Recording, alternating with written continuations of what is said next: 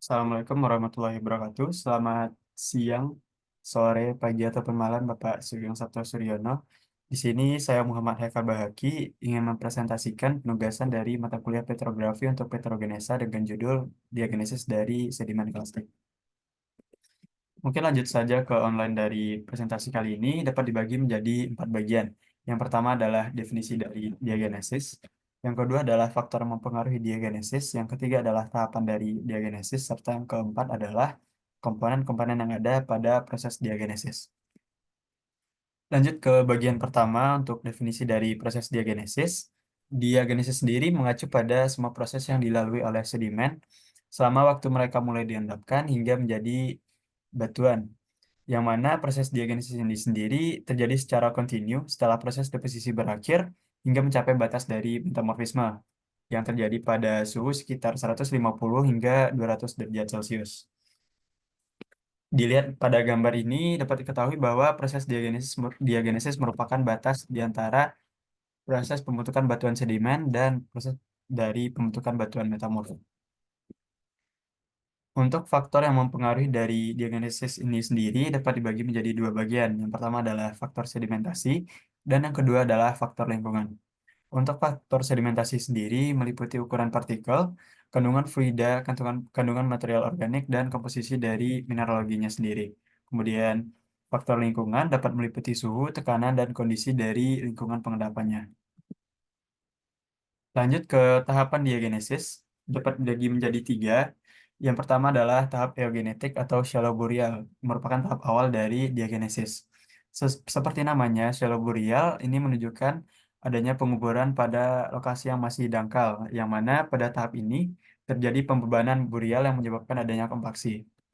Untuk proses eugenetik sendiri dapat terjadi, kita lihat di gambar ini terjadi pada zona sekitar daerah sini, dengan burial yang masih rendah dan temperatur yang masih rendah dibandingkan dengan daerah mesogenetic zone. Kemudian lanjut ke tahap mesogenetic zone atau deep boreal. Sesuai namanya, deep boreal merupakan penguburan yang lebih dalam, lebih lanjut dari tahap eugenetik. Pada tahap ini terjadi kompaksi yang lebih kuat dan terjadi peningkatan suhu dan tekanan yang menyebabkan adanya proses pelarutan. Yang mana proses pelarutan itu sendiri merupakan proses yang mendominasi pada tahap mesogenetik ini sendiri.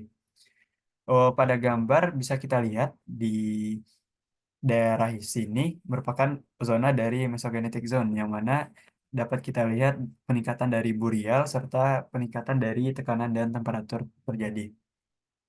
Mesogenetik juga merupakan batas semu dari proses sedimentasi dan proses metamorfisme, yang mana nantinya ketika terjadi pengangkatan akan berubah menjadi telogenetic zone.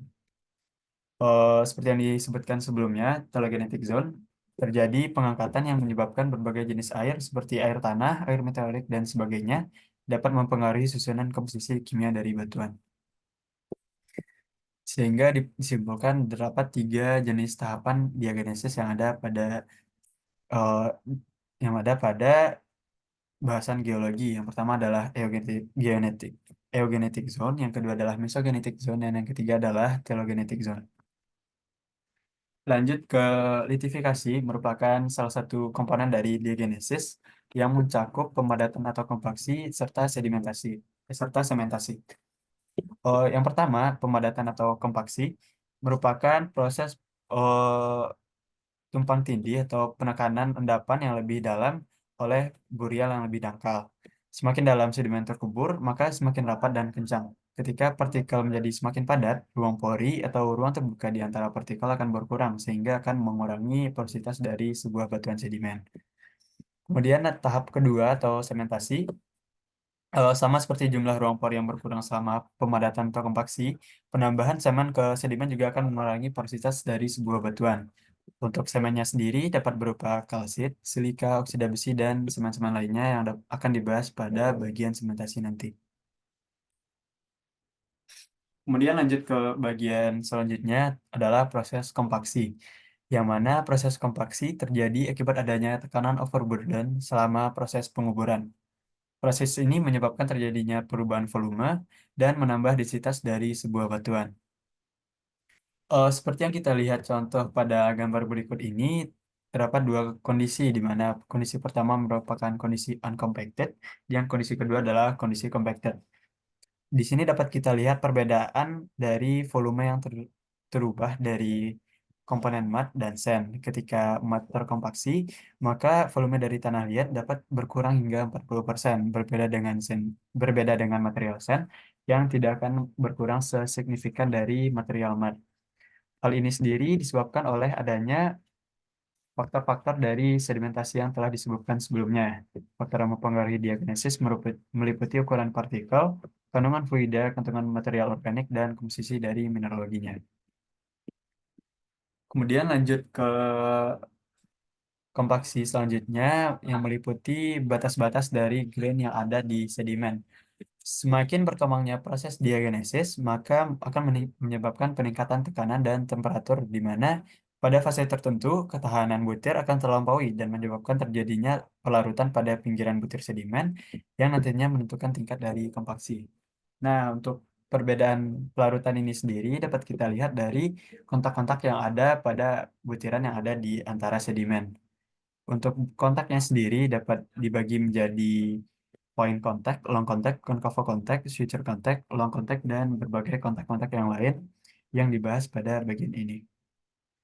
Oh, untuk gambar A, kita bisa lihat di sini terdapat beberapa point contact dan beberapa floating grain, yang mana ketika kita memiliki sayatan seperti ini, dapat kita simpulkan bahwa batuan ini belum mengalami diagnosis pada tahap yang lebih lanjut karena untuk grain-grainnya sendiri belum memiliki kompaksi yang cukup tinggi dan hanya memiliki jenis kontak berupa point contact dan floating grain. Kemudian lanjut ke gambar B.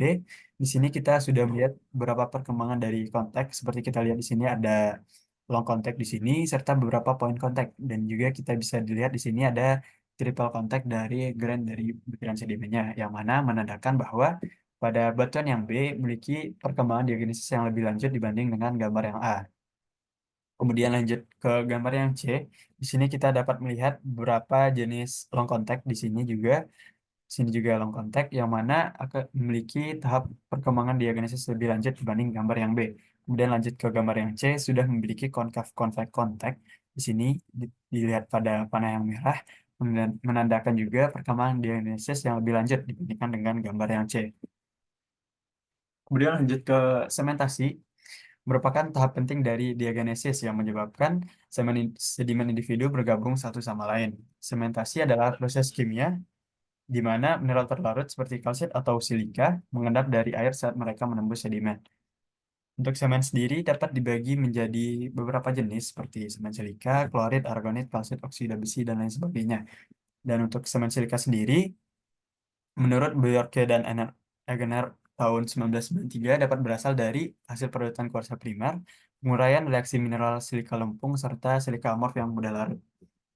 Dan sebenarnya untuk komponen dari semen ini sendiri dipengaruhi oleh lingkungan dari diagenetiknya.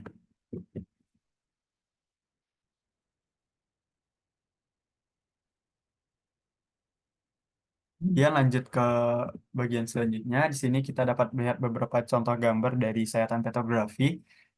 Yang gambar sini kita bisa melihat adanya semen kalsit. Yang kemudian gambar kedua pada panah yang biru dapat kita lihat adanya semen dari feldspar. Kemudian pada panah yang merah pada gambar ketiga kita dapat melihat adanya semen dari hematit. Kemudian pada gambar keempat di sini kita melihat ada semen dari aragonit, yang kemudian kelima kita melihat semen silika. Nah, untuk semen silika ini sendiri merupakan semen yang paling dominan yang dijumpai pada batu pasir. Kemudian lanjut kepada tahapan yang terakhir, merupakan tahapan pelarutan dan pembentukan mineral orthogenik. Untuk pelarutan merupakan proses pemudahan sebagian atau seluruh dari mineral yang telah ada sebelumnya melalui larutan dan meninggalkan rongga udara pada batuan, yang mana menurut Box tahun 1992.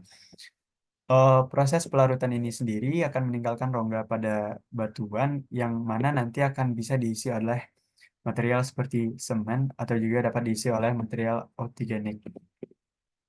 Kemudian lanjut ke proses autigenesis, merupakan proses pembentukan mineral autigenik, merujuk pada pembentukan mineral yang terjadi di dalam atau di sekitar sedimen secara langsung dari larutan diagenesis atau fluida interstisial dalam batuan itu sendiri.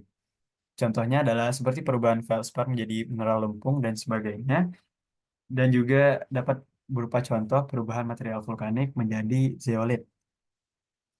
Untuk pengisian dari pore sendiri, di sini kita dapat melihat adanya pore lining. Ini untuk mineral otigenik. Di sini mineralnya mengisi di antara grain dari butiran sedimen. Kemudian untuk pore filling, dia mengisi di antara porositas intergranular yang ada di batuan sedimen. Kemudian juga ada pseudomorphose replacement yang merupakan penggantian dari butiran di sedimen, yang kemudian yang terakhir ada fracture filling yang mengisi di antara rekahan-rekahan yang ada di batuan sedimen.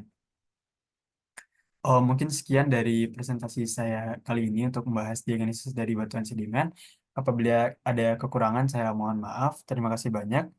Assalamualaikum warahmatullahi wabarakatuh.